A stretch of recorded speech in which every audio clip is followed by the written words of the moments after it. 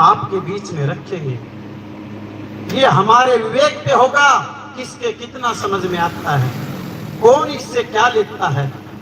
तो मैं आशा करूंगा आप सभी समझदार हैं और बहुत ही अच्छे व्यक्ति हैं, क्योंकि आप सत्संग में आए हैं। ये तो आपने प्रमाण दे दिया। अगर आप में जरा सी भी त्रुटि होती तो सत्संग में आप मिलते नहीं। आप सत्संग में आए हैं तो लखिया जरूर है। तो आप आज लीजिए। अब आपके सामने महाराज जी श्री नितिन साहब जी कबीर पंथ से विचार रखेंगे। उनको हमें पूरे ध्यान से, कोई हिलना डुलना बंद, आके एकाग्र होके घंटे सवा घंटे सत्संग सुनेंगे और पूरा आनंद लेंगे, पूरी बातों को समझेंगे। आपको कोई बात बीच में लगे कि यार ये तो गलत होकर कहा, तो उसको आगे और समझेंगे, धीरे धीरे पता चल जाएगा हाँ सही है, हम ही गलत थे, कुछ समझ ना सके। तो ये दास बस इतना ही, और सबको फिर से जय घोष का नारा लगाने को बोलेगा। बोले परमपिता परमात्मा की जय, बोल बंदी छोड़ कबीर साहेब की, बोल सभी साधु संता की, बोल अपना अपना माता पिता की।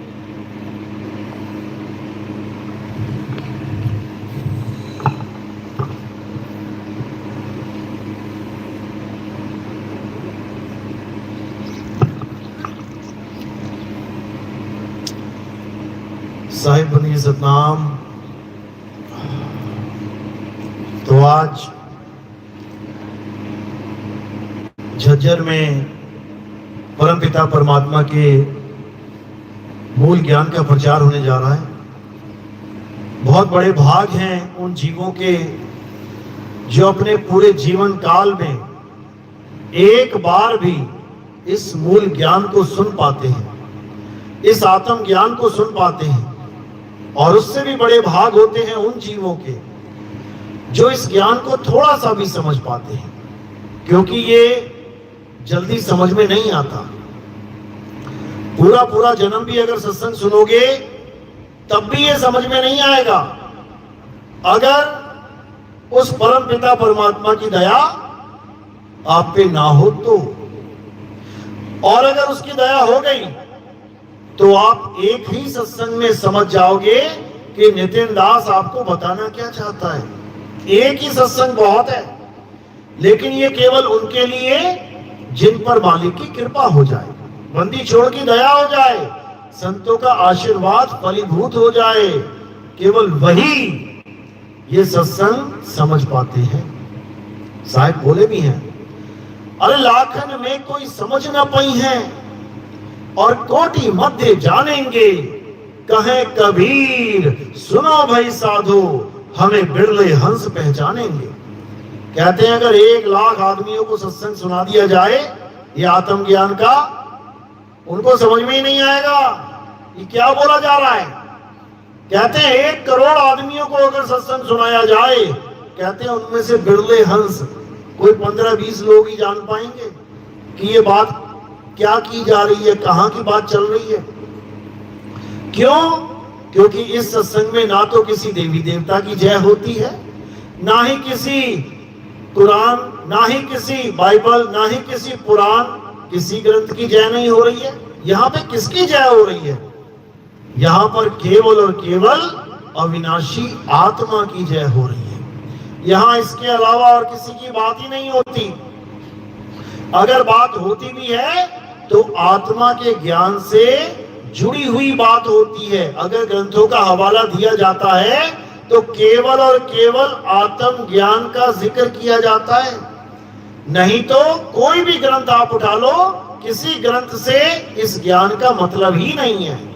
हर ग्रंथ में जो गुप्त ज्ञान है, आत्म ज्ञान है, केवल उसका उदाहरण इस सत्संग में मिलता है, नहीं तो किसी की जय नहीं होती है। केवल परम पिता परमात्मा की और संत महात्माओं की, जिन्होंने सत्य का उजागर किया, अन्यथा किसी का जय घोष नहीं होता है। कारण क्या है?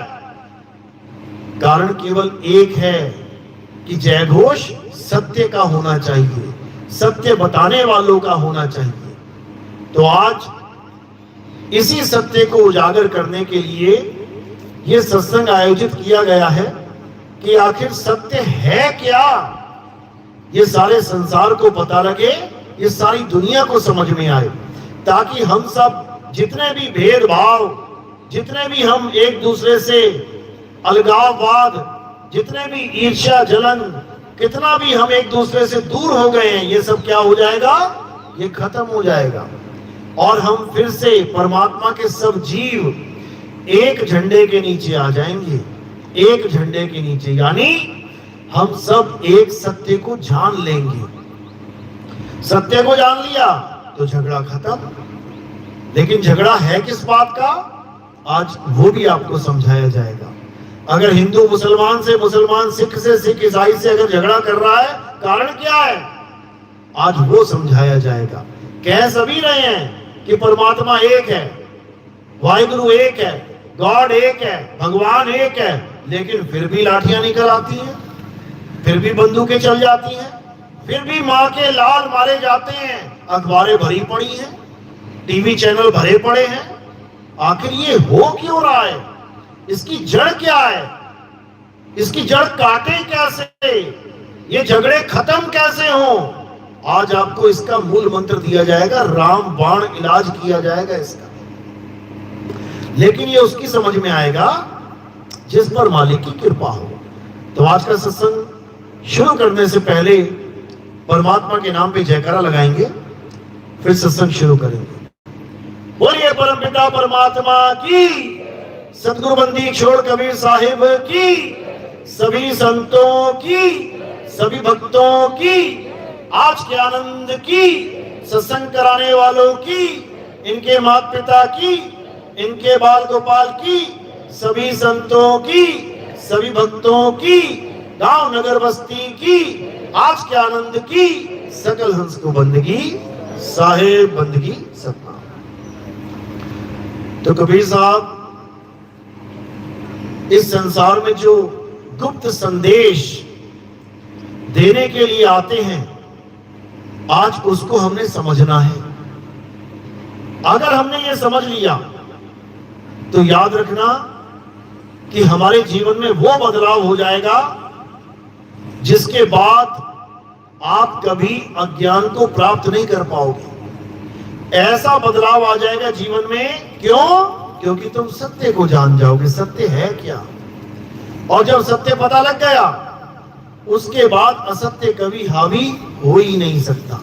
असत्य केवल तब हावी होता है जब हम सत्य को नहीं जान पाते।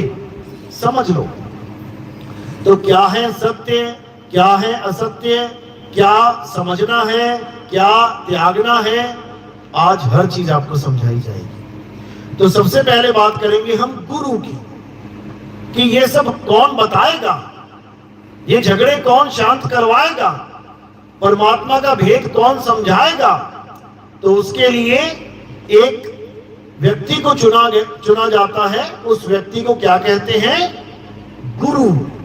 जैसे चोरियां बंद हो जाएं, गुंडागर्दी खत्म हो, लोग अपने आप को सुरक्षित महसूस करें, इसलिए क्या बनाया गया है?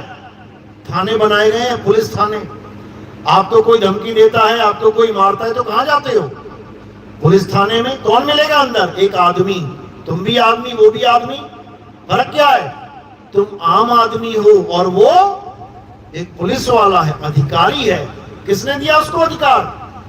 सरकार ने अधिकार दिया है कि तुम एक आम आदमी होते हुए भी खास हो, तुम एक सरकारी अधिकारी हो। जैसे उसको एक आम आदमी से खास बना दिया सरकार ने, ऐसे ही एक आम आदमी को संत बना देता है। कौन? उस बड़ी वाली सरकार, जिसको सच्ची सरकार कहते हैं। कौन है वो सच्ची सरकार? जो कभी इलेक्शन नहीं हारती। बाकी सरकारें हार जाती हैं, कभी ये आ गया, कभी वो आ गया, कभी ये बदल गया, कभी वो बदल गया। ऐसी कौन सी सरकार है जो कभी नहीं बदलती? वो है परमपिता परमात्मा। उसको कोई नहीं हरा सकता, वो सबका माई बाप है। तो जो इंसान वो चुनता है, उसको क्या कहते हैं? संत कहते हैं, गुरु कहते हैं। वो क्यों चुनता है? कारण क्या है? वो इसलिए चुनता जाता है ताकि वो संत, वो गुरु सारे संसार में सत्य का परचम लहराए। जैसे बाबा नानक, रविदास जी महाराज, जैसे तुकाराम जी, संत ज्ञानेश्वर महाराज, जैसे भीखा दास, जैसे गरीबदास जी महाराज, जैसे धर्मदास जी, जैसे मीराबाई, जैसे अन्य अन्य संत जितने भी आपने सुने हैं, पलटू जी, दादू जी, नामदेव, जितने भी संत हैं, किसने चुना उन्हें? किसने बनाया संत? परमात्मा ने। परमात्मा ही उन्हें ज्ञान देकर संत बनाते हैं और उसके बाद उन्हीं के द्वारा सत्य असत्य का निर्णय करवाते हैं, संसार को एक नई दिशा दिखाते हैं। क्योंकि सारा जगत अज्ञान को लेके बैठा है, सारा जगत असत्य को लेके बैठा है, तो सत्य की ज्योत जलाने के लिए संतों को इस दुनिया में चुना जाता है। एक आम आदमी को संत बना दिया जाता है, समझो। तो अब संत का क्या काम है? ज्ञान और अज्ञान का निबेड़ा करना, सत्य और असत्य का निबेड़ा करना। संत का काम क्या है कि क्या सच है और क्या झूठ, ये सारी दुनिया को बताना। संत का काम ये नहीं है कि तू हिंदू है, हाँ हाँ गुरुजी, चल राम राम जप ले। तू मुसलमान है, हाँ गुरुजी, ये राम राम तो नहीं जपेगा, चल तू अल्लाह अल्लाह जप ले। तू क्या है? मैं सिख हूं गुरुजी, अच्छा तो ये राम राम भी नहीं जपेगा, अल्लाह अल्लाह भी, चल तू वाहेगुरु वाहेगुरु जप ले। संत का काम ये नहीं है। ये तो बिना संत के भी कर लोगे। क्या तुम्हें राम का नाम नहीं पता? क्या तुम्हें राधे राधे नहीं पता? क्या तुम्हें ओम नमः शिवाय मंत्र नहीं पता? क्या तुम्हें वाहेगुरु वाहेगुरु नाम नहीं पता? क्या तुम्हें अल्लाहू अकबर नाम नहीं पता? सबको सब नाम पता है। फिर भी किस गुरु के पास जाते हैं नाम लेने? जो वही नाम पकड़ा देता है जो तुम्हें ऑलरेडी पता है। बताओ, ये संत का काम है क्या? ये संत का काम नहीं है। ये किसका काम है? ये जपी का काम है। जपी। जूते कौन काटता है? जूते कटवाए कभी? कौन काटेगा? सुनार? मोची। ये नया ज्ञान लेके आई है। जूते काटता है मोची। लकड़ी कौन काटता है? लकड़हारा। सोने के आभूषण कौन बनाता है? सुनार। हीरे की परख कौन करता है? जौहरी। इसी प्रकार नाम जाप कौन करता है? जपी। जपी करता है नाम जाप। तपस्या कौन करता है? तपी। घर बार कौन छोड़ के जाता है? सन्यासी। तुम्हें कैटेगरी पता होना चाहिए कि मैं कौन सा गुरु धारण करने जा रहा हूं। मैं जपी को धारण करने जा रहा हूं, जो मुझे ओम ओम ओम ओम, राम राम राम राम, अल्लाह अल्लाह, वाहेगुरु वाहेगुरु, गौर गौर करवा देगा। ये जपी है। और जो मुझे पेड़ पे उल्टा टंगवा देगा वो क्या है? तपी। उल्टा लटक जा बेटा, चारों तरफ आग लगा ले, बीच में खड़ा हो जा बेटा, जमीन खोद गले तक दब जा बेटा, पानी में एक टांग पे खड़ा हो जा बेटा। ये कौन है? ये शरीर तपाने वाले तपी हैं। यानी शरीर को कष्ट देके परमात्मा को पाना चाहते हैं। समझो, नाम जाप वाले नाम जप के परमात्मा को पाना चाहते हैं। तपस्या करने वाले शरीर को तपा के कष्ट देके परमात्मा को पाना चाहते हैं। सन्यासी घर बार छुड़वा के जंगल में भटका के परमात्मा को पाना चाहते हैं। तो मिल जाएगा क्या? नहीं मिलेगा। साहिब समझा रहे हैं, ना मैं जप में, ना मैं तप में, और ना एकांत निवास में, वो को कहां ढूंढे रे बंदे, मैं तो तेरे पास में। कहा तो ये कबीरपंथी 600 साल से रहे हैं। 600 साल से गा रहे हैं सब, मैं तो तेरे पास में, मैं तो तेरे पास में। पूछो पास में कहां है? कहते नाम जपना पड़ेगा। बताओ, जो चीज मेरे पास में है वो मुझे नाम जप के मिलेगी? हद कर दी इन लोगों ने। कबीर साहब कहते हैं कि जो तुम्हें नाम जाप में 52 अक्षरी मंत्र दे दे, उसने तुम्हारा जन्म बर्बाद कर दिया। वो गुरुआ है, गुरुआ। जो मंत्र देते फिरते हैं गली गली में, तू राम राम जप ले, तू राधे राधे जप ले, तू अल्लाह अल्लाह जप ले, तू वाहिगुरु जप ले। समझा रहे हैं साहिब? अरे घर घर मंत्र देत फिरत हैं माया के अभिमाना, और गुरुआ सहित शिष्य सब बूढ़े, अंतकाल पछताना, साधो देखो ये जग बौराना। बीजक की वाणी है। कह रहे हैं जो मंत्र देते हैं, जो तुम्हें भगवान का नाम दे देते हैं, बिल्कुल उसी प्रकार कार्य कर रहे हैं जैसे तुम्हें प्यास लगी हो और तुम ऐसे गुरु के पास पहुंच गए जो कह रहा है कि मैं तुम्हारी प्यास बुझा दूंगा। और जब तुमने कहा गुरु जी मेरी प्यास बुझाओ, तो क्या कहता है? बेटा पानी पानी जप, बेटा वाटर वाटर जप, बेटा जल जल जल कर, मरने से पहले पक्का तुझे पानी मिल जाएगा। मरने तक की गारंटी देते हैं कि मरने तक तुझे जरूर पानी मिल जाएगा। बताओ मिल जाएगा क्या? पानी पानी जप के पानी मिल सकता है? अब ये कोई मूर्ख ही कहेगा मिल सकता है, लेकिन विवेकी पुरुष नहीं कहेगा। इसीलिए कबीर साहब बार बार नाम जाप यानी 52 अक्षरों का खंडन करते हैं। क्या समझा रहे हैं? अरे 52 अक्षर जीव आधारा, आदि अक्षर जीव्या से न्यारा। ये 52 अक्षर कैसे बने हैं? जब आदि मानव था। 5वीं कक्षा में पढ़ा ना आदि मानव। आदि मानव पता है ना क्या होता है? यानी एक ऐसा आदमी जिसके पास ना कपड़े हैं, ना मकान है, ना दुकान है, ना कोठी है, ना बंगला है, कुछ भी नहीं है, उसके पास अक्षर भी नहीं है। बोलूं तो बोलूं क्या? एक जानवर की तरह घूम रहा है जंगल में, 5 तत्वों में रहता है, लेकिन ज्ञान केवल 4 तत्वों का है। एक तत्व का ज्ञान भी नहीं है। कौन सा तत्व है वो? अग्नि तत्व। अग्नि तत्व की खोज करता है। वो कैसे करता है? पत्थर से पत्थर टकरा के तब आग निकलती है, तब उसे बोध होता है कि ये भी कोई तत्व है।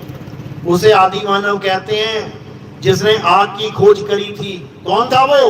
हमारा ही तुम्हारा लकड़ बाबा पकड़ बाबा होगा कोई ना कोई, जहां से शुरुआत हुई। यानी वही आदि मानव जिसे अक्षरों का ज्ञान नहीं है, वो आग की खोज करके अपने जीवन को आगे बढ़ाता है।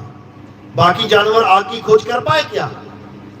क्या हाथी ने आग जलाना सीख लिया, या शेर ने अगरबत्ती जलानी सीख ली, या गाय ने आग जलानी सीख ली? वो जानवर आज भी वैसे के वैसे ही हैं। इंसान ने आग क्या जलाई, उसकी किस्मत ही बदल गई। आग जलाने के बाद उसकी बुद्धि ऐसी चलने लग गई कि आज बिना माचिस के आग लगा दे देशों में। ऐसा हो गया ये, इतना खतरनाक। तो वही आदि मानव धीरे धीरे धीरे जब उसकी बुद्धि विकसित होती गई, तब उसने क्या किया? उसने अक्षर विकसित किए, अक्षरों की खोज करी। अक्षर की खोज कहां करी उसने? किसी गड्ढे में से खोद के निकाला क्या? या किसी जंगल में ढूंढ के अक्षरों को निकाला? कहां से निकलते हैं अक्षर? मुंह से। उस आदमी ने क्या किया? अपने होठ, अपना गला, अपनी जीभ, इन तीनों को मिला के कॉम्बिनेशन बना के अक्षर खोज निकाले। कितने निकाले अक्षर हिंदुस्तान में? संस्कृत भाषा कितने अक्षर? 52 अक्षर। कैसे निकाले? देखो, आ पहली आवाज कैसे निकली? आ, ई, ओ, ए। अब जैसे जैसे आवाजें निकल रही है वो इसमें फर्क देख रहा है। अच्छा, ए ऐसा, ओ ऐसा। अब जो फर्क है उसको लिखता जा रहा है वो। आ बोला तो आ लिख दिया, ई बोला तो ई लिख दिया, ऊ बोला तो ऊ लिख दिया। वही जो उसने ये अक्षरों की खोज करी थी, आज भी हम अपने बच्चों को क्या सिखाने के लिए स्कूल भेजते हैं? यही अक्षर जो उस आदि मानव ने खोजे थे, वही अक्षर हम अपने बच्चों को सिखाते हैं। वही 52 अक्षर हम अपने बच्चों को सिखाने के लिए स्कूल भेजते हैं। का से कबूतर, खा से खरगोश, गा से गमला। अब ये 52 अक्षर जब पूरे हो जाते हैं तो क्या होता है? यही आदि मानव हर चीज का नाम रखने लग जाता है और अपने जितने भी ग्रुप होता है, जितने भी अपने साथी होते हैं, सबको सिखाने लग जाता है कि जब मैं ऐसे बोलूं तो समझ जाना इसकी बात कर रहा हूं। जैसे मैंने बोला पानी, समझ गया ना किसकी बात चल रही है। अभी कहूं ना पानी लेके आओ, कोई चप्पल उठा के नहीं लाएगा, कोई आग उठा के नहीं लाएगा, कोई डंडा उठा के नहीं लाएगा। क्या लेके आओगे? पानी ही लेके आओगे। कौन कौन लाएगा? सारे ही लाओगे। क्यों? क्योंकि स्कूल में सबको एक जैसा ज्ञान दे दिया कि पानी का मतलब ये होता है, अगर कोई कहे पानी तो ये लेके आना है। ये ज्ञान कहां से मिल रहा है? स्कूलों से मिल रहा है। 52 अक्षर का ज्ञान मिल रहा है। अब इन्हीं 52 अक्षरों के द्वारा सारे संसार में जो भी तुम्हें दिख रहा है, अभी तुम घर जाओगे ना वापस, बस तुम ये देखते जाना कि सड़क पे तुम्हें क्या क्या दिख रहा है। देखते ही ऑटोमेटिकली उसका नाम तुम्हारे दिमाग में अपने आप आता जाएगा। कार दिखेगी, अपने आप आ जाएगा कार, बस, साइकिल, पत्थर, हवा, मिट्टी, रेता, बजरी, सरिया, जो भी तुम्हें दिखता जाएगा उसका नाम ऑटोमेटिकली तुम्हारे दिमाग में आता जाएगा। समझ लो, ये 52 अक्षरों का जाल है। इस जाल में सब फंसे पड़े हैं। तो हिंदुस्तानियों ने, आदि मानवों ने कितने अक्षर का जाल बुन दिया? 52 अक्षर का। और अंग्रेजों ने 26 अक्षर का जाल, ABCDEFGH। ऐसे ही उन लोगों ने जब ये अक्षर खोज लिए तो उन्होंने भी नाम रखना शुरू कर दिया। हमने बोला आग, उन्होंने कहा फायर। हमने कहा धरती, उन्होंने कहा अर्थ। हमने कहा सूरज चांद सितारे, उन्होंने कहा सन मून एंड स्टार्स। हमने कहा पेड़, उन्होंने कहा ट्री। यानी हमने अपने अपने अक्षरों में विकास किया, उन्होंने अपने अक्षरों में कर डाला, लेकिन किया अक्षरों से ही है। अब यहां तक तो समझ में आता है कि बहुत जरूरी है ये अक्षर। क्यों?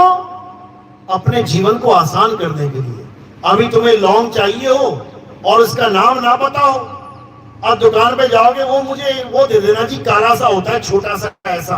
वो कहेगा भैया क्या नाम है? 500 तरह के मसाले पड़े हैं, नाम बता तब दूंगा। अरे नाम याद नहीं आ रहा, वो यार गोला सा होता है, काला सा पीला सा। पागल हो जाओगे, बता के, वो पागल हो जाएगा सुन के। अब कितना आसान कर दिया है। उसका नाम क्या है? लौंग, काली मिर्च।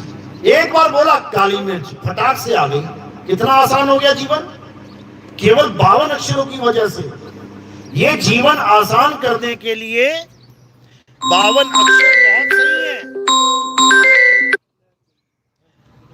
ये जीवन आसान करने के लिए 52 अक्षर बहुत बढ़िया है, लेकिन आपको दुख होगा कि इसी जीवन का खात्मा भी 52 अक्षर ही कर रहे हैं। कैसे? जब यही 52 अक्षरों के भगवानों के नाम रख दिए गए। हिंदुओं ने रख दिया राम, मुसलमानों ने रख दिया अल्लाह, सिखों ने रख दिया वाहिगुरु, ईसाइयों ने रख दिया गॉड। किससे रखा? इन्हीं 52 अक्षरों से। राम कैसे रखा गया? इन्हीं 52 अक्षरों से। अगर ये लाइन ना बनाता आदि मानव, या रा ला वा शा सा पा फा बा भा मा, ये 2 लाइनें ना होती बस, या फिर केवल 2 अक्षर ना होते, रा और मां। अब बताओ क्या नाम रखते दशरथ अपने लड़के का? क्या रखते? अगर केवल ये 2 अक्षर ना होते, रा और मां, तो दशरथ क्या नाम रखते अपने लड़के का? समझो, यानी जितने भी नाम रखे जा रहे हैं इन्हीं अक्षरों के द्वारा रखे जा रहे हैं। अक्षरों के द्वारा ही सारे नामों का अस्तित्व है। अगर अक्षर नहीं तो नाम नहीं।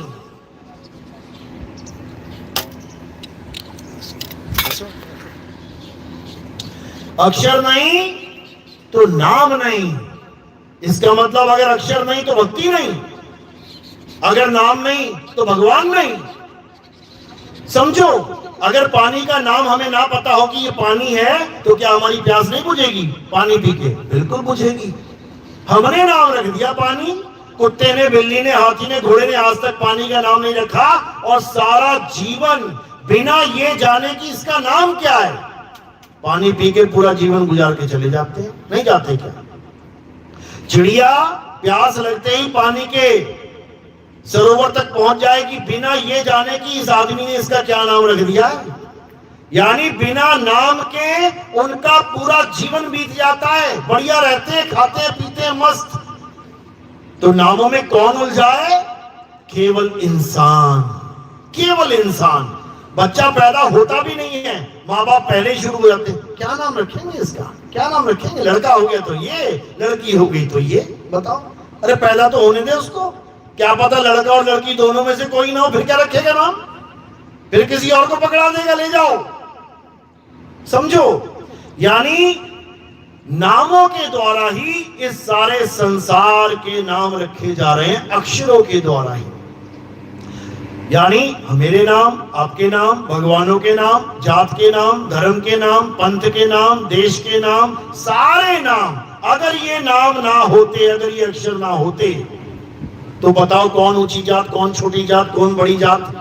ब्राह्मण का बा कहां होता, क्षत्रिय का शाह कहां होता, वैश्य का वाह कहां से लाते, राजपूत का रा कहां से होता, कुछ भी नहीं होता। लेकिन फिर भी सब कुछ होता। आप हम तो होते ही ना। अगर आपका नाम ना कोई रखे तो इसका मतलब आपकी मौत हो जाएगी क्या? पूरा जीवन जी सकते हो तुम बिना नाम के? नाम तो केवल एक पहचान है कि हाँ भाई इतने लोगों में से मैंने उसको बुलाना है, तो क्या करूं, एक नाम रख देता हूं उसका, बस। इससे ज्यादा नाम का कोई महत्व नहीं है। इसी प्रकार राम जी का नाम राम इसलिए रखा गया क्योंकि अक्षर थे, कृष्ण जी का नाम इसलिए रखा गया क्योंकि अक्षर थे, हनुमान जी का नाम इसलिए रख दिया गया क्योंकि अक्षर थे, तुम्हारे हमारे नाम इसलिए रखे गए क्योंकि अक्षर थे। भैंस का बच्चा होता है, नाम नहीं रखती, भैंस क्या है, तुम पाल लोगे तो नाम रख दोगे, ये कलावती है, ये विमला है, ये श्यामला है। भैंसों के भी नाम रखे हैं लोगों ने, नहीं रखे क्या? तुम कुत्ता पाल लो, अभी देखो ये टाइगर है, ये टॉमी है, ये फलाना है, ये ढिकाना। अक्षरों की वजह से ये सारा खेल चल रहा है। यहां तक तो समझ में आता है कि चलो अक्षर जरूरी है कुछ जानने के लिए, किसी को बुलाने के लिए, लेकिन दुख की बात ये है कि परमात्मा को पाने के लिए इन अक्षरों का सहारा लिया जा रहा है कि ये नाम जप लो परमात्मा मिल जाएगा, वो नाम जप लो परमात्मा मिल जाएगा। ये महाझूठ है, ये महाझूठ है। ये तुम्हारा जन्म बर्बाद करने की साजिश है कि इस आदमी को नाम जाप में लगा दो, खुद ही मर जाएगा एक दिन। बिल्कुल नहीं करना ये नाम जाप। इस नाम जाप की वजह से बड़े बड़े देश एक दूसरे के ऊपर मिसाइलें फेंक रहे हैं, समझ लो। ईसाई कह रहा है हम तो यहोवा को मानते हैं, मुसलमान कह रहा है हम अल्लाह को मानते हैं। अब मारो मिसाइल एक दूसरे के ऊपर अक्षरों की वजह से। अल्लाह, अगर आ, ला और हा ना होता, बताओ कैसे बोलते अल्लाह? अगर या, हा, वा ना होता, कैसे कहते यहोवा? रा और मा ना होता, कैसे कहते राम? यानी इंसान को इन अक्षरों की वजह से जान के लाले पड़े हुए हैं इस वक्त। तुम तो आराम से बैठे हो, कभी वहां गाजा पट्टी में देखना क्या हो रहा है, कभी इजराइल के आसपास रह के देखना। मैं तो गया हूं वहां पे, मुझे पता है क्या हाल है। हालत खराब है, लोगों की दिल कांपते हैं कि पता नहीं कब मिसाइल गिरेगी आपके ऊपर और ये पूरा एरिया मिट्टी में तब्दील हो जाएगा, जैसे यहाँ 50-100 साल से कोई रहता ही नहीं है। ऐसी ऐसी मिसाइलें बनी हुई हैं और झगड़ा क्या है? केवल नाम।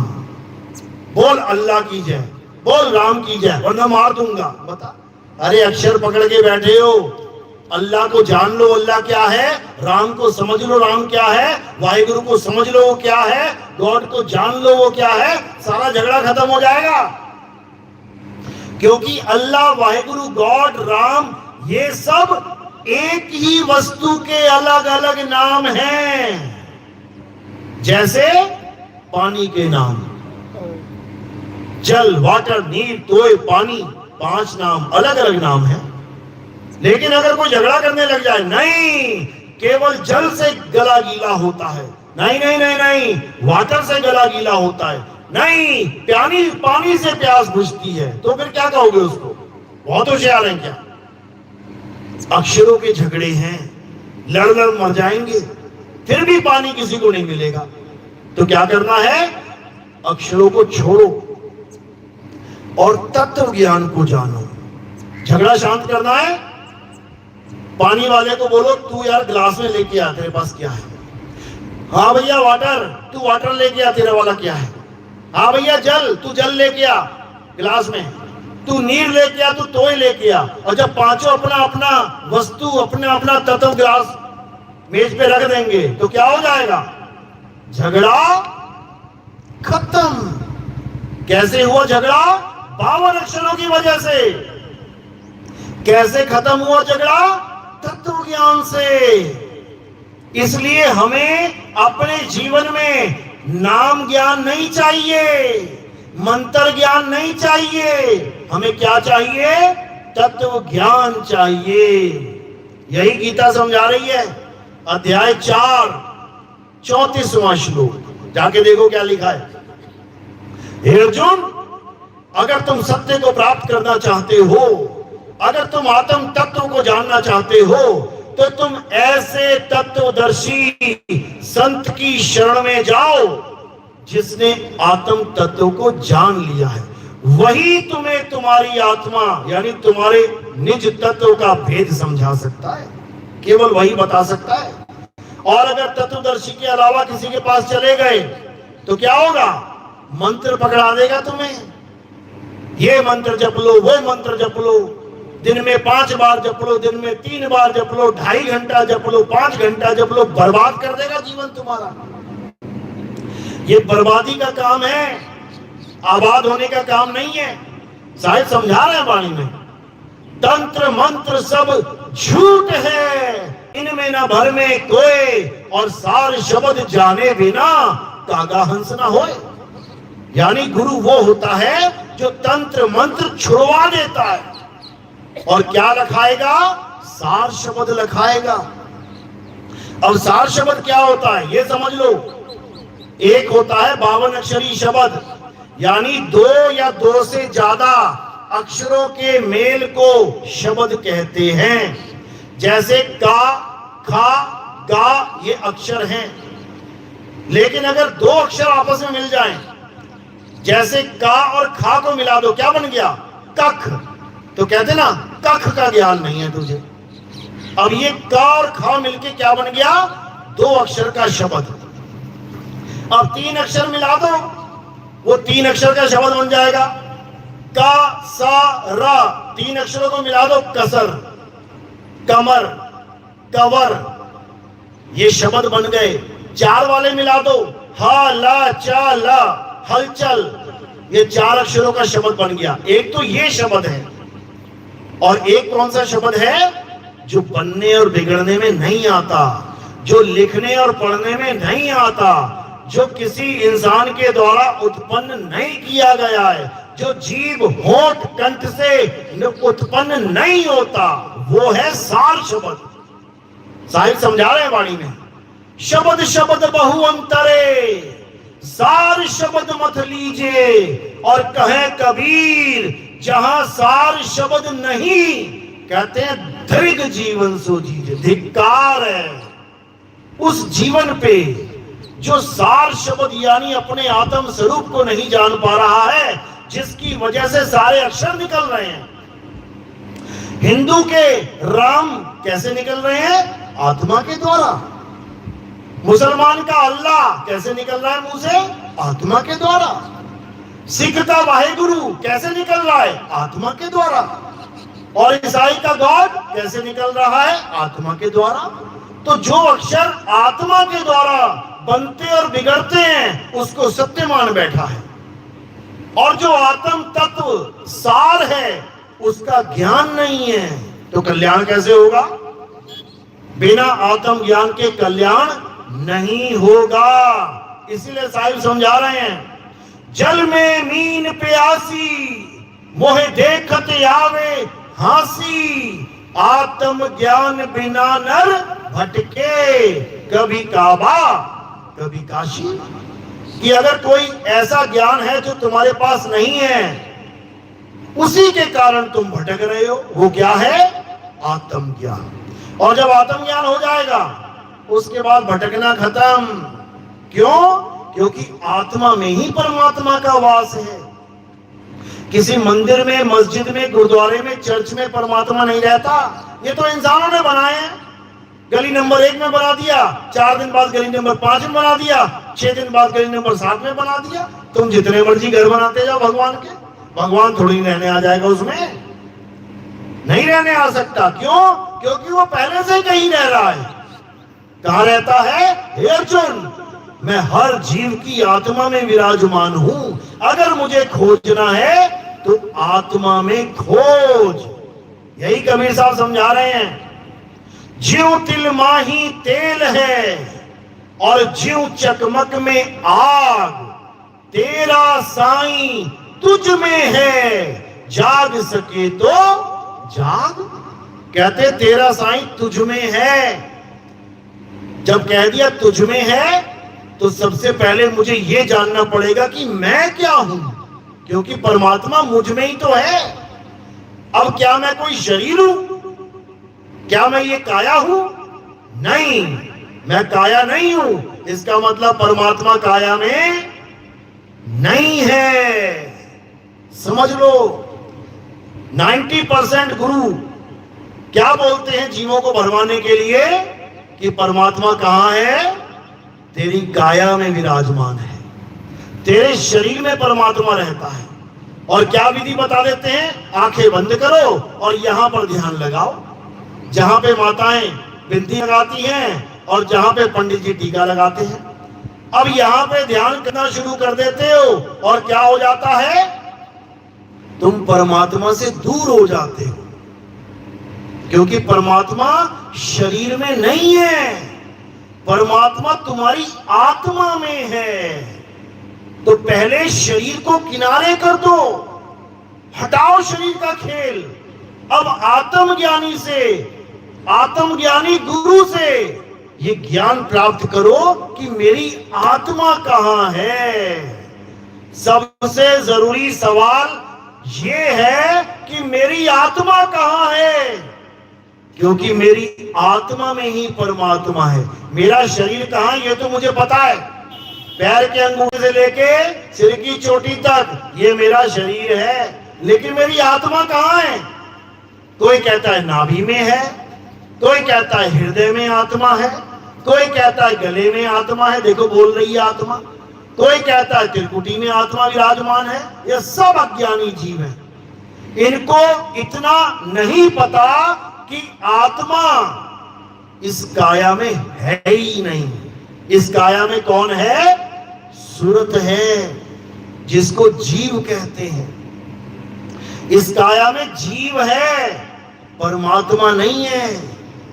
ये काया एक पिंजड़ा है, पिंजड़े में कैदी रहता है, राजा नहीं रहता। समझ लो। तो कैदी कौन है? ये सारे जीव कैदी हैं, बंधन में हैं। और बंदी छोड़ कौन है? वो परमात्मा है। तो साहिब समझा रहे हैं, अरे बंदी को बंधा मिला, छूटे कौन उपाय, कर सेवा निर्बंध की, पल में लेत छुड़ाए। कहते बंदी को बंधा मिला, यानी हम खुद बंदी हैं और ऐसे परमात्मा को ढूंढने लग गए जो खुद काया में बंधन में है, तो कभी नहीं मिलेगा।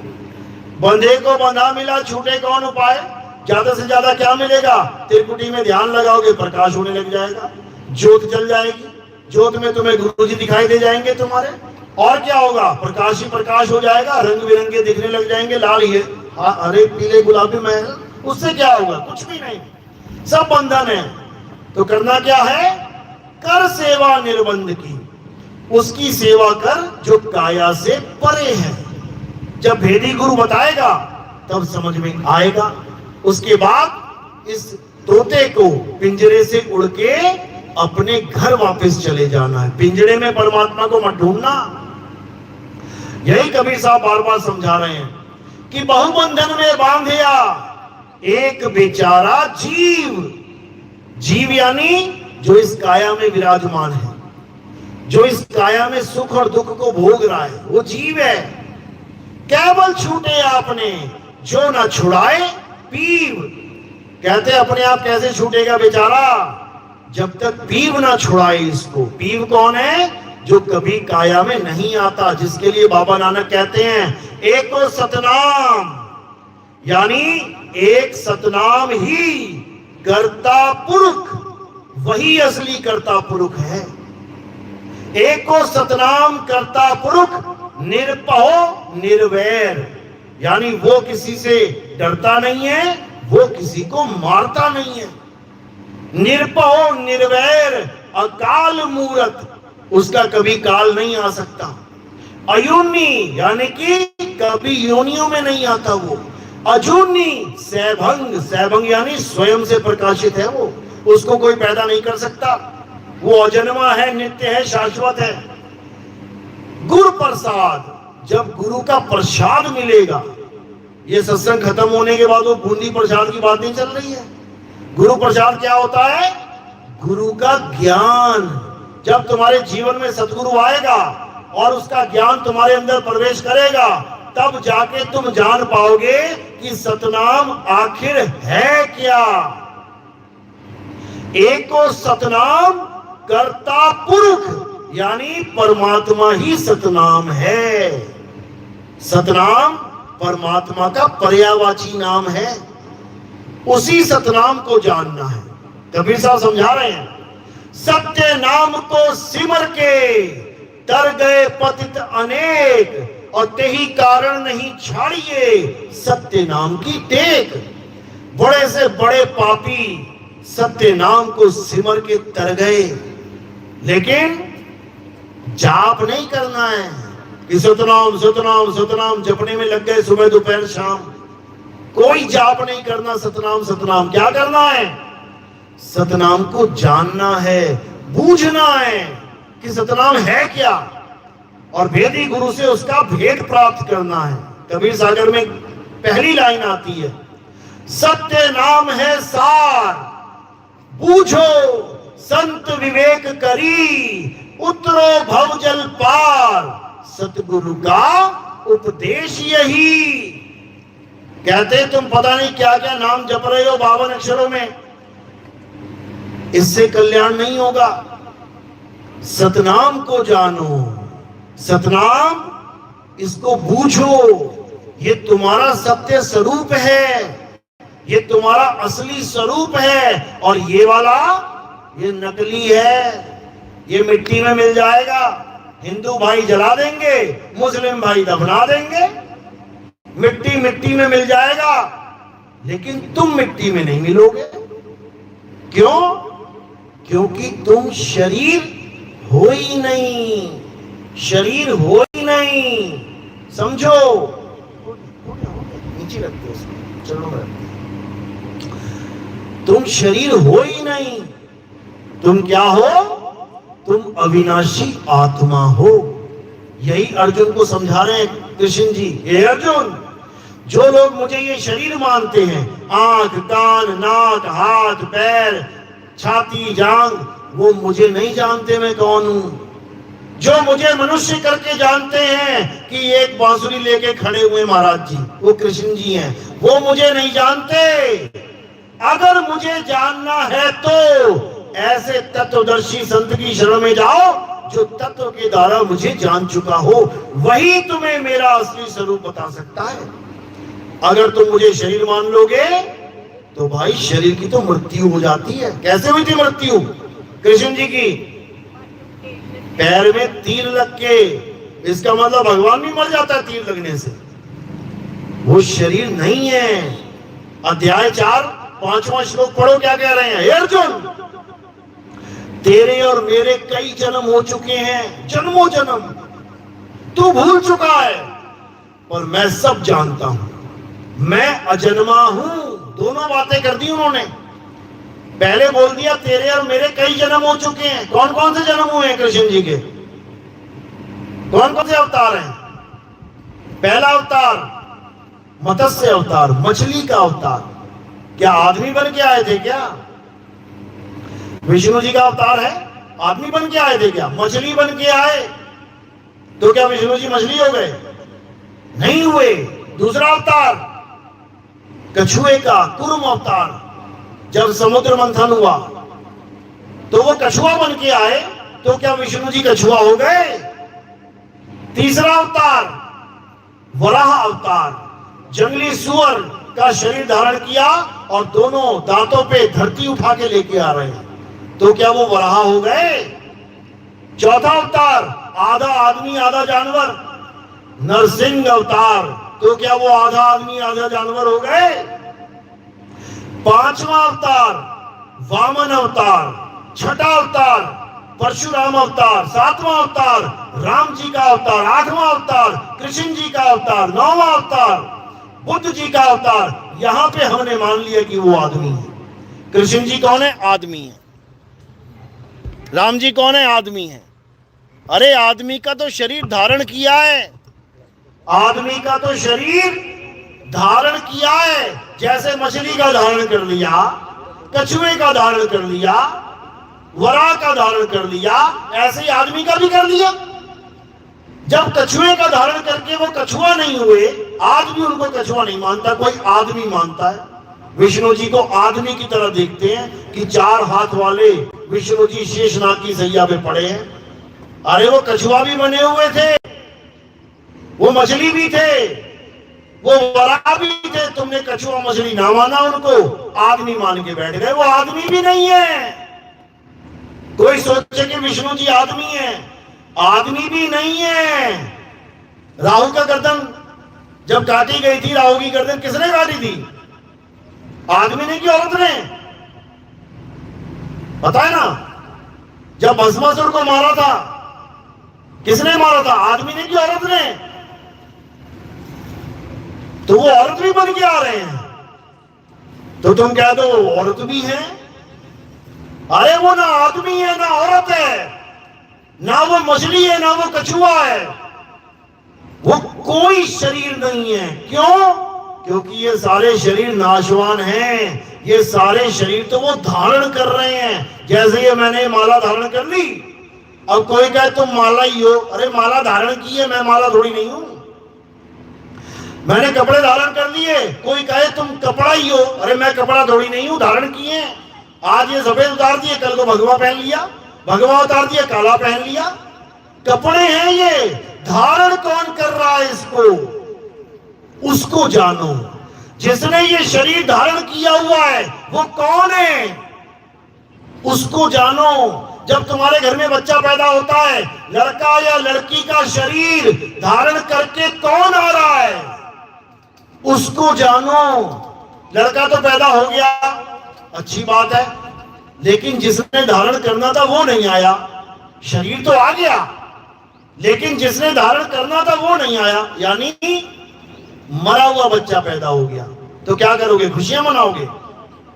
तुम्हें लड़का चाहिए था, लड़का आ गया, शरीर आ गया लड़के का, लेकिन जीव नहीं है उसमें।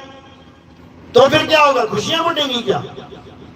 तो खुशियां किसकी वजह से आ रही हैं? जीव की वजह से।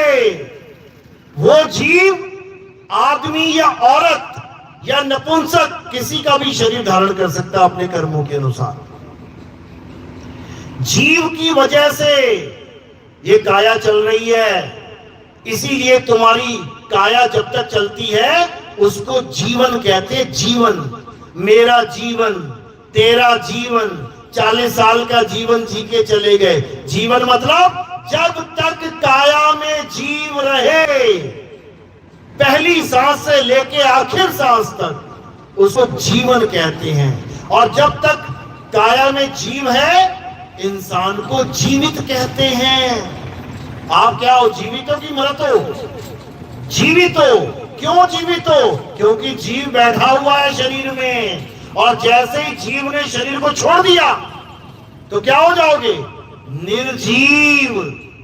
कहते हैं ये निर्जीव, ये निर्जीव वस्तु है, यानी इसमें जीव नहीं है। समझो, इसी जीव का कल्याण करवाना है। कैसे होगा? आत्म ज्ञान से।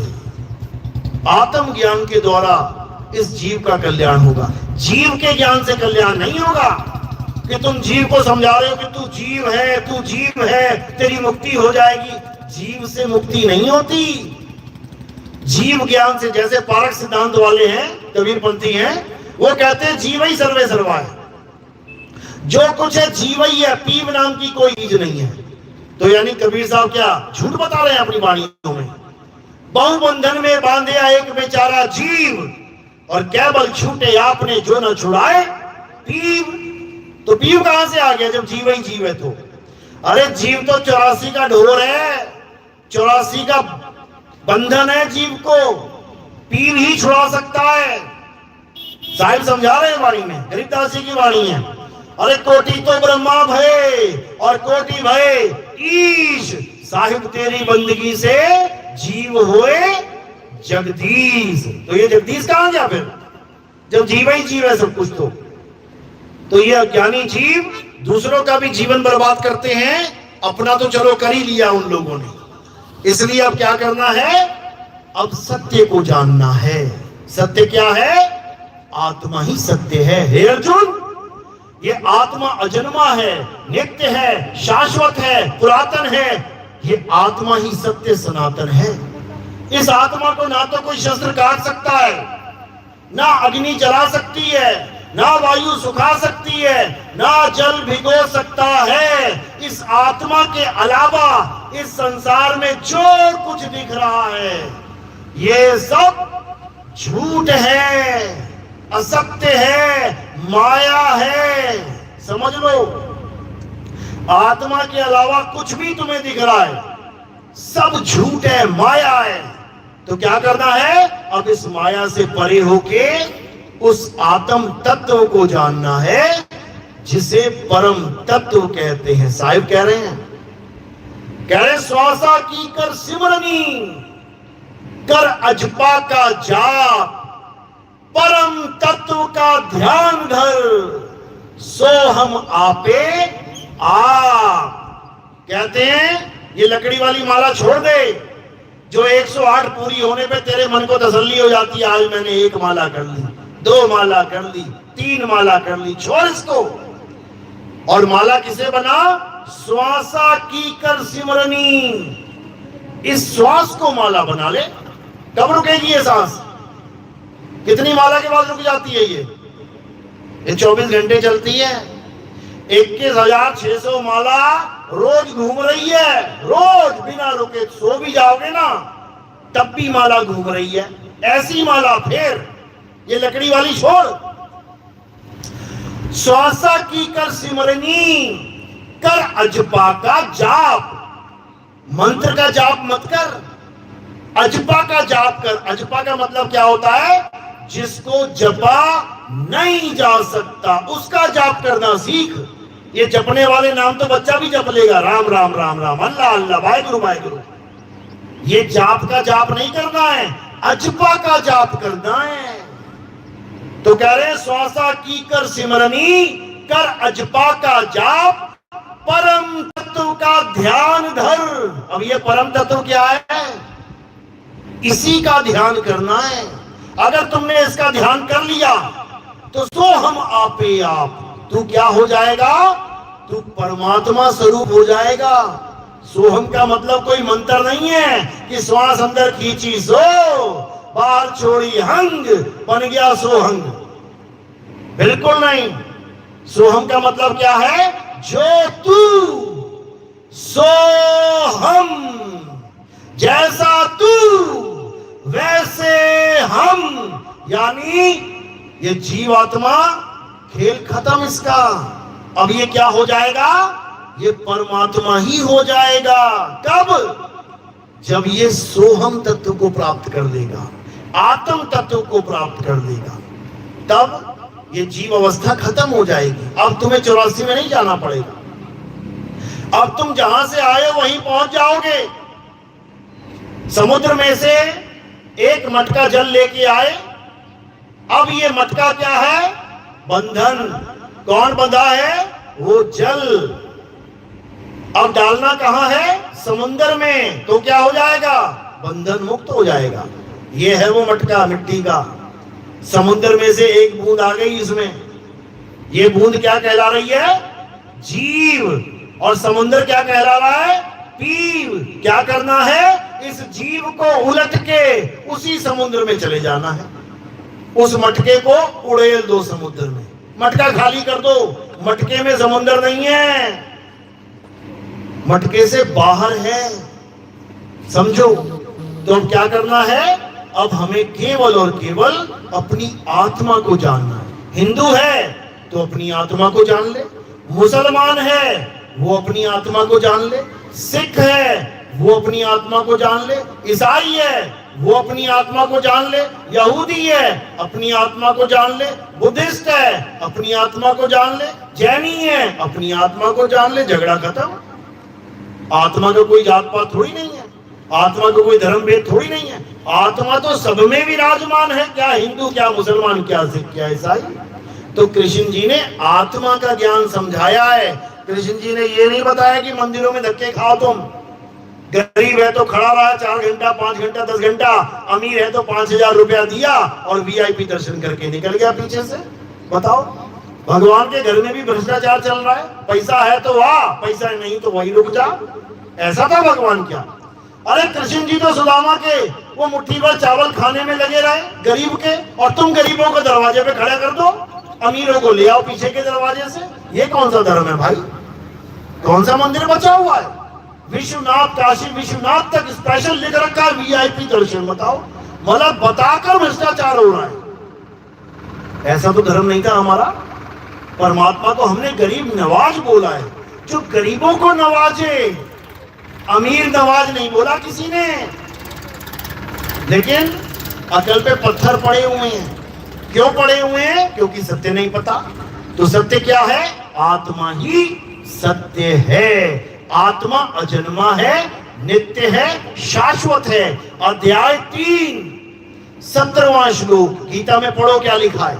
हे अर्जुन, जो अपनी आत्मा में रमण करते हैं, जो अपनी आत्मा में तृप्त हैं, जो अपनी आत्मा में संतुष्ट हैं, उनके लिए कोई धार्मिक कर्म कर्तव्य लागू ही नहीं होता। उसको सारी उम्र किसी मंदिर में जाने की जरूरत नहीं, उसको किसी मस्जिद में जाने की जरूरत नहीं, उसे किसी गुरुद्वारे में जाने की जरूरत नहीं, उसको किसी चर्च में जाने की, उसको कहीं जाने की जरूरत नहीं। उसकी आत्मा उसके पास है और उसकी आत्मा में परमात्मा का निवास है। बस यही बात सबसे खास है जो आपको जाननी है। इसके बाद अज्ञान का नाश हो जाएगा और ज्ञान का परचम पूरे संसार में लहराएगा। मेरी बात समझ में आ रही है कि हवा में जा रही है? किस किस के समझ में आ रही है? हाथ खड़ा करो। क्या बात है, पूरा जज्जरी जाग गया आज तो। बहुत अच्छी बात है, बहुत अच्छी बात है, क्योंकि अब समय है जागने का। अज्ञानता में बहुत जी लिए, बहुत जी लिए। आज हमारे प्यारे प्यारे बच्चे भगवान को पाने के लिए कितनी लंबी लंबी यात्राएं करते हैं, और उसके बाद घर में फोन आता है, आपका लड़का ट्रक के नीचे आके मर गया। बहुत खुशी की बात है क्या? लड्डू बांटते हो क्या कि मेरा लड़का गया था भगवान के दर्शन करने और लाश बन के आ गया, शहीद हो गया? बांटोगे लड्डू क्या? क्यों गया वो वहां पे? पता है, अज्ञानता की वजह से। उसको पता ही नहीं है भगवान को कहां खोजूं। वो सोच रहा है कि पहाड़ की चोटी पे बैठा है भगवान, सावन के महीने में जा रहा है, बादल फट रहा है और पानी के साथ लाश बहती आ रही है। बहुत अच्छा लग रहा है क्या? अगर हम भगवान को भगवान मान रहे हैं तो भगवान का फर्ज बनता है कि भक्तों की रक्षा होनी चाहिए। होती है क्या? केदारनाथ में हुई क्या? अभी वैष्णो देवी में हुई क्या? माता माता माता करते जा रहे हैं। कैसी माता है भैया? भूकंप आया, कितने सैकड़ों बंदे मर गए। गंगा माता को तुम माता कह रहे हो, चलो माता मान के तुम गंगा में छलांग मारो। तैरना ना आता हो, बचाएगी माता क्या? डूबो मार देगी। और एक मुल्ला जी जो कभी गंगा को माता नहीं कहता लेकिन उसको तैरना आता है, वो छलांग मारेगा गंगा में, डुबाएगी क्या उसको? वो माता नहीं मानता गंगा को, हिंदू मानता है, हिंदू को डुबा देगी, मुसलमान को बचा लेगी। ऐसी माता है, चाहिए क्या? समझो बात को, ये बिल्कुल सत्य बात है। नहीं तो छलांग मार के देख लेना। मानो तो गंगा जल है, ना मानो तो बहता पानी। गंगा जल मान के छलांग मार के देख लेना। अगर नहीं तैरना आता हो, डूब डूब के चीख चीख के कहोगे भैया बचा लो एक बार, उसके बाद दोबारा जीवन में भी पैर नहीं रखोगे पानी में। एक बार झटका लग गया तो, एक ही बार करंट लगता है ना, उसके बाद कैसे होता? अरे वही करंट है, करंट है। बच बच के निकलते हैं। समझ लो, इसी को समझना है। मौत उसको मारेगी जिसको मरना नहीं आता, उसका नहीं बिगाड़ सकती कुछ जिसको मरना आ गया। साहिब समझा रहे हैं, जिस मरने से जग डरे मेरे मन आनंद, और मरने पर ही पाइए पूर्ण परमानंद। अरे मरता मरता जग मुआ, मरना जाने ना कोई, और ऐसी मरनी जो मरे बहुत न मरना होए। जैसी संत तुम्हें मरना सिखा देंगे कि ऐसे मरना है बेटा। जैसे तैराक गुरु ने अपने चेले को तैराकी सिखा दी कि बेटा आज शाम को बाढ़ आने वाली है 9 बजे, जो तुझे बताया है ना, स्विमिंग पूल में सिखाया है ना, बिल्कुल वैसे ही तैरना है। बाढ़ का पानी भी नहीं उसको डुबा सकता अगर उसको तैरना आता है तो। इसी प्रकार संत मरने से पहले मरना सिखाते हैं। अरे बिना मरे तेरी मुक्ति ना होवे, तू जीवित मर जा अवधूता।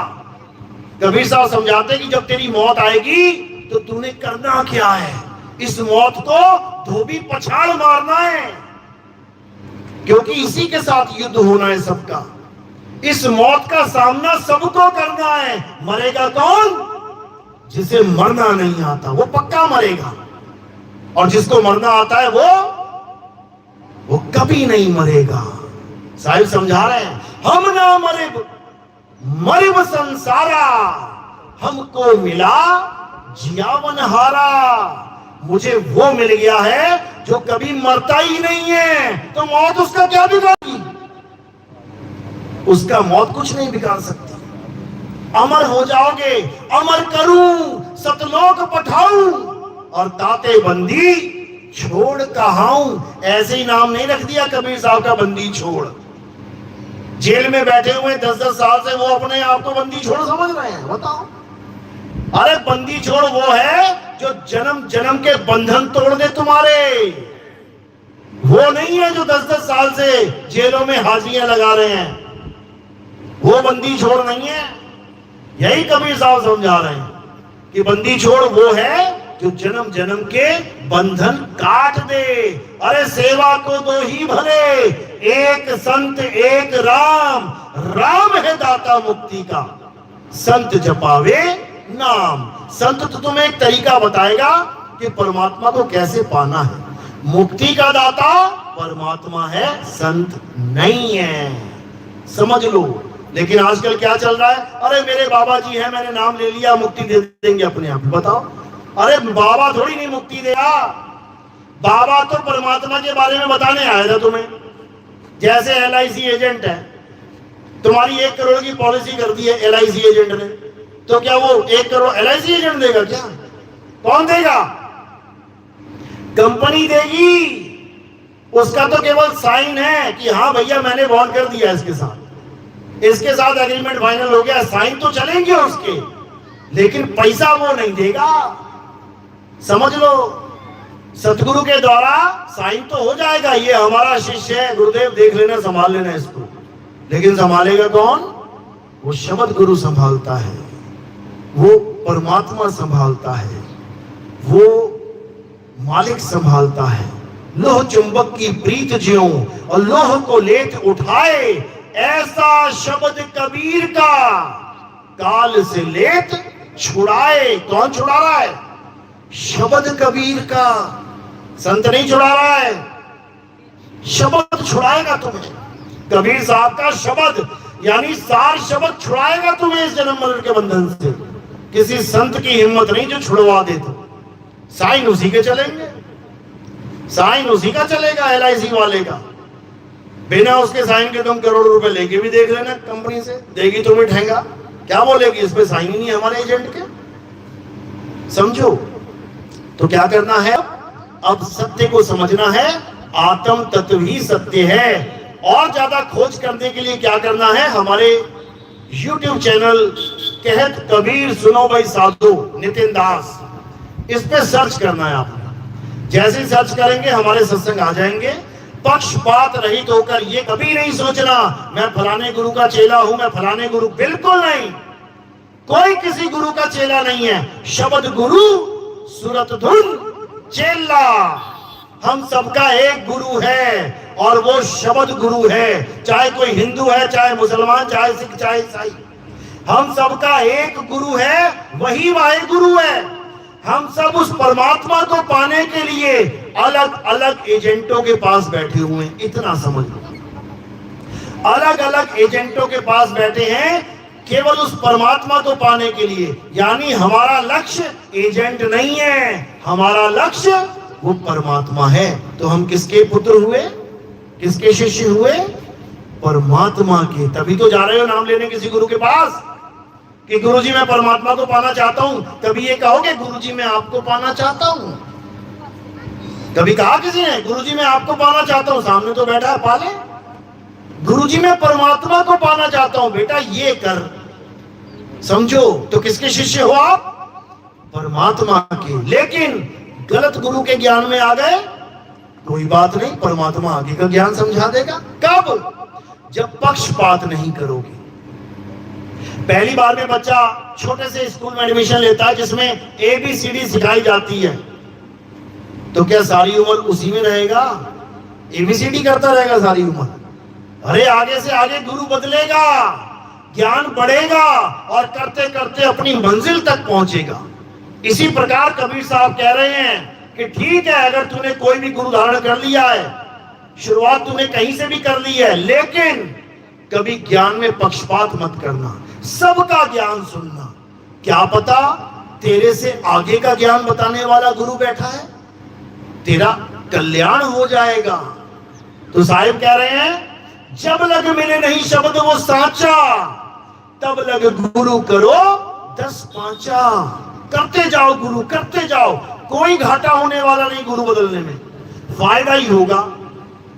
क्यों? इस गुरु का भी ज्ञान मिल गया, इसका भी मिल गया, इसका भी मिल गया, इसका तो बढ़ी तो रहा है, घट थोड़ी नहीं रहा। अटकना नहीं है कहीं पे। कब तक? जब तक परमात्मा का भेद बताने वाला गुरु ना मिल जाए, सार शब्द का ज्ञान देने वाला गुरु ना मिल जाए, तब तक गुरु धारण करते जाओ, पक्षपात मत करो। सब काहू का लीजिए साचा शब्द निहार, और पक्षपात मत कीजिए कहें कबीर विचार। पक्षपात कभी नहीं करना है। कोई भी संत महात्मा बैठा है, आखिर तुम्हारे पिता की ही बात सुना रहा है। हमारा पिता कौन है? परमात्मा। तो संत किसकी बात कर रहा है? परमात्मा की ही तो कर रहा है। जो मेरे पिता की बात कर रहा है, चाहे ये कर रहा है, चाहे ये कर रहा है, चाहे ये कर रहा है, अरे मेरा ही बाप है, उसी की बात कर रहा है। भेदभाव कभी नहीं करना है संतों में। बस ये समझ लेना बाप बता किसे रहा है, परख कर लेना कि बाप कह किसे रहा है। परमात्मा को बाप कह रहा है या देवी देवताओं को बाप कह रहा है, ये जरूर समझ लेना, तब कल्याण होगा, नहीं तो नहीं होगा। चलो, तो आज का सत्संग यही समाप्त करते हैं। और अब आरती का समय। आरती कैसे करते हैं समझ लो। हमारे पंथ में किसी भी जड़ वस्तु की आरती नहीं होती, जैसे कैलेंडर, फोटो, पत्थर, मूर्ति, इनकी आरती नहीं होती। क्यों? क्योंकि कैलेंडर अगर गिर गया ना, जो टांगा हुआ है वो खुद नहीं टंगेगा, जाके तुम्हें टांगना पड़ेगा दोबारा से। मूर्ति अगर गिर गई ना तो खुद नहीं उठेगी, तुम्हें उठानी पड़ेगी। पत्थर अगर गिर गया तो खुद नहीं उठेगा, तुम्हें उठाना पड़ेगा। कारण क्या है? क्योंकि तुम जीवित हो और वो निर्जीव।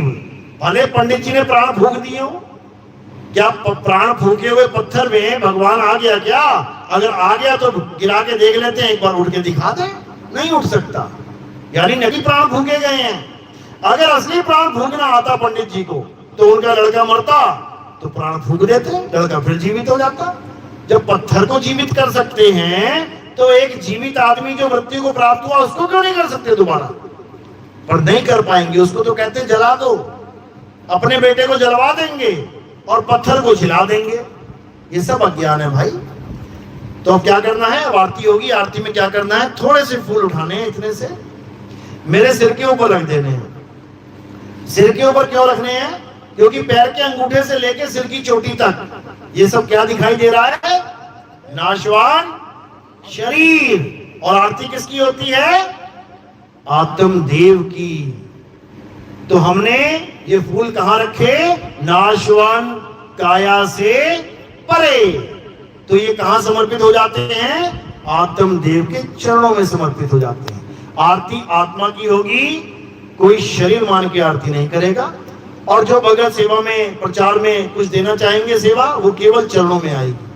बंधन नहीं है, मौज है आपकी। जो प्रचार सेवा देना चाहेगा केवल चरणों में रखेगा और आरती में फूल सिर पे रखेगा।